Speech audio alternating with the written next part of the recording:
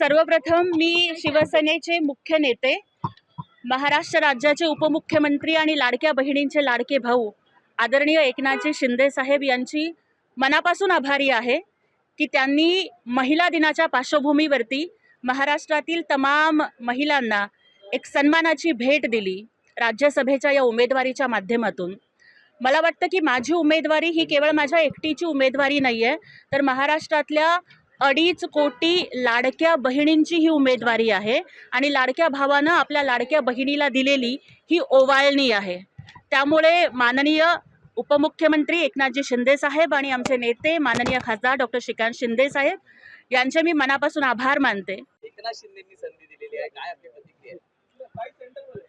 सर्वप्रथम मी शिवसेनेचे मुख्य नेते, महाराष्ट्र राज्याचे उपमुख्यमंत्री आणि लाडक्या बहिणींचे लाडके भाऊ आदरणीय एकनाथजी शिंदे साहेब यांची मनापासून आभारी आहे की त्यांनी महिला दिनाच्या पार्श्वभूमीवरती महाराष्ट्रातील तमाम महिलांना एक सन्मानाची भेट दिली राज्यसभेच्या या उमेदवारीच्या माध्यमातून।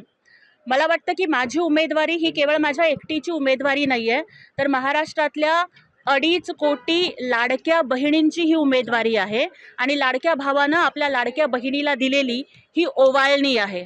त्यामुळे माननीय उपमुख्यमंत्री एकनाथजी शिंदे साहेब आणि आमचे नेते माननीय खासदार डॉक्टर श्रीकांत शिंदे साहेब यांचे मी मनापासून आभार मानते। आणि खरंच विश्वास बसत नाही आहे, कारण सोलापूरच्या एका गल्लीतली सर्वसामान्य कुटुंबामध्ये जन्माला आलेली मुलगी, जिनं आयुष्यभर गरिबीचे चटके खाल्ले, जिला सत्ता म्हणजे काय, राजकारण म्हणजे काय, पॉवर म्हणजे काय, पॉलिटिक्स म्हणजे काय या कुठल्याही गोष्टीचा स्पर्श नव्हता, परंतु वडील दलित पॅन्थरचे कार्यकर्ते, काबाड कष्ट करणारे माझे आई वडील, कदाचित त्यांना राज्यसभा म्हणजे काय आणि वरिष्ठ सभागृह म्हणजे काय आणि कनिष्ठ सभागृह म्हणजे काय हे पण त्यांना आज सांगून सुद्धा खरं वाटणार नाही। मला वाटतं की माननीय एकनाथ शिंदे साहेबांनी माझ्यासारख्या एका गोर गरीब दलित की बेटी, भीमराज की बेटी, जे मी प्रत्येक वेळेला अभिमानानं सांगते, त्या भीमराज की बेटी, गरीब की बेटी, दलित की बेटीला दिलेला हा न्याय आहे असं मला वाटतं। माझी उमेदवारी माझी नाही आहे, ही बाबासाहेबांच्या हातातील पेनाची उमेदवारी आहे, ही सावित्रीबाई फुलेंच्या हातातील पाटीची उमेदवारी आहे, ही संविधानानं आम्हाला माणूस म्हणून जगण्यासाठी दिलेल्या अधिकाराची उमेदवारी आहे। त्यामुळे आम्हाला माणूस म्हणून जगण्यासाठी ज्या ज्या महापुरुषांनी योगदान दिलं त्या सगळ्या महापुरुषांचे आभार। माननीय एकनाथजी शिंदे साहेब हे भाऊ म्हणून या गरीब बहिणीच्या पाठीशी उभे राहिले। शाळेत असताना पायात चप्पल सुद्धा नसायची आणि अनवाणी पायानं सोलापूरच्या गल्लीच्या रस्त्यावर चालणारी मुलगी आज दिल्लीला जातीये, खरं वाटत नाहीये। भावना तुमच्या या डोळ्यातनं पाहायला मिळतायत, भावनिक आपण झालेला आहे, काय नेमकी आठवणी येतात? खूप आठवणी आहेत। भावनिक एवढ्यासाठी की जेव्हा मी शिवसेनेमध्ये आले, आदरणीय एकनाथजी शिंदे साहेबांच्या नेतृत्वावरती विश्वास ठेवून मी प्रवेश घेतला। खरं तर मिथ आहे राजकारणामध्ये की तुम्हाला राजकारण करायचं असेल तर तुमचा बाप मोठा असावा लागतो, तुमचं नाव मोठं असावं लागतं, तुमचं आडनाव मोठं असावं लागतं। मी मोठ्या बापाची पोरगी नाही आहे, पण जर तुम्ही कष्ट करत असाल, जर तुम्ही पक्षासाठी प्रामाणिकपणानं धडपड करत असाल, मग तुम्ही गरीब असलात तरी चालेल, तुमच्यावरती मुख्य नेत्यांचं लक्ष आहे आणि एकनाथजी शिंदे साहेब हे न्याय देतात याचं उदाहरण आज त्यांनी संपूर्ण महाराष्ट्रापुढे आणि भारतापुढे घालून दिलंय। खरं तर दलितांना, मागासवर्गीयांना संधी मिळण्यासाठी आरक्षण लागतं, महिलांच्या संधीसाठी सुद्धा आरक्षण लागतं, पण कुठलंही आरक्षण नसताना माझ्यासारख्या एका महिलेला, गरीब घरातील मागासवर्गीय समाजातील महिलेला साहेबांनी न्याय दिला। मला वाटतं साहेबांनी इथे दाखवून दिलेलं आहे, एकनाथ शिंदे साहेबांनी, की जो मैं बोलता हूँ वो मैं करता हूँ, लेकिन जो मैं नहीं बोलता वो मैं डेफिनेटली करता हूँ। अशा पद्धतीनं त्यांनी मला हा न्याय दिला। आज मला इतकंच या ठिकाणी सांगायचं आहे की सामाजिक न्यायाचा एक नवा पायंडा माननीय एकनाथ शिंदे साहेबांनी घालून दिलेला आहे।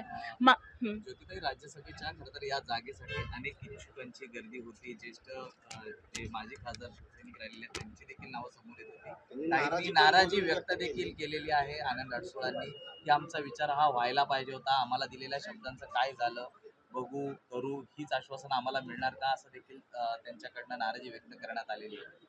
बघा, ज्यांची ज्यांची नावं चर्चेत होती ते सगळे ज्येष्ठ नेते आहेत, त्यांच्या योगदानाचा, त्यांच्या कर्तृत्वाचा मी मनापासून सन्मान करते आणि आदरणीय एकनाथजी शिंदे साहेब हे सगळ्यांना न्याय देण्यासाठी महाराष्ट्राला परिचित आहेत आणि त्यामुळे मला नक्की विश्वास या ठिकाणी वाटतो की माननीय जेवढे काही इच्छुक होते ते सगळे ज्येष्ठ आहेत, अनुभवी आहेत.